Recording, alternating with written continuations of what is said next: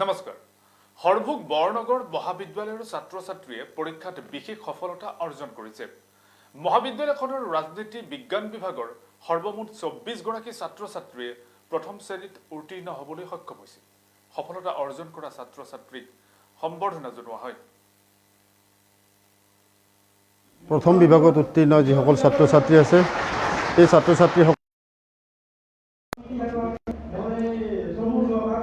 আজি বৰনগৰ কলেজৰ ৰাজনীতি বিজ্ঞান বিভাগৰ অধ্যাপক অধ্যাপিকা আৰু ছাত্ৰ-ছাত্ৰীসকলে মিলিত হৈ এই বৰ্ষত স্নাতক পৰীক্ষাত প্ৰথম বিভাগত উত্তীৰ্ণ যিসকল ছাত্ৰ-ছাত্ৰী আছে এই ছাত্ৰ-ছাত্ৰীসকলক আনুষ্ঠানিকভাৱে শুভেচ্ছা জনাবৰ কাৰণে যি অনুষ্ঠানৰ আয়োজন কৰিছে এই অনুষ্ঠান অতি যুক্তিপূৰ্ণ অনুষ্ঠান।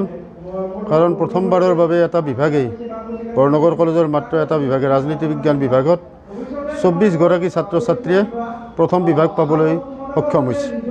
এই ফলাফল যথেষ্ট আশাব্যঞ্জক ফলাফল আৰু এই ফলাফলে আমাক সকলোকে বৰনগৰ মহাবিদ্যালয় পৰিয়ালৰ শিক্ষক শিক্ষয়িত্ৰীয়ে হওক বা ছাত্ৰ-ছাত্ৰীয়ে হওক বা ইয়াৰ অভিভাৱক শুভাকাংক্ষীসকলকে হওক সকলোৰে মন আহ্লাদিত কৰিছে, উৎফুল্লিত কৰিছে। মই ৰাজনীতি বিজ্ঞান বিভাগৰ শিক্ষকসকলক আৰু ছাত্ৰ-ছাত্ৰীসকলক ধন্যবাদ জনাইছোঁ আৰু ইয়াৰ ধাৰাবাহিকতা অক্ষুণ্ণ ৰাখিবৰ কাৰণে তেওঁলোকে চেষ্টা কৰক তাকে আন্তৰিকতাৰে আশা কৰিছোঁ।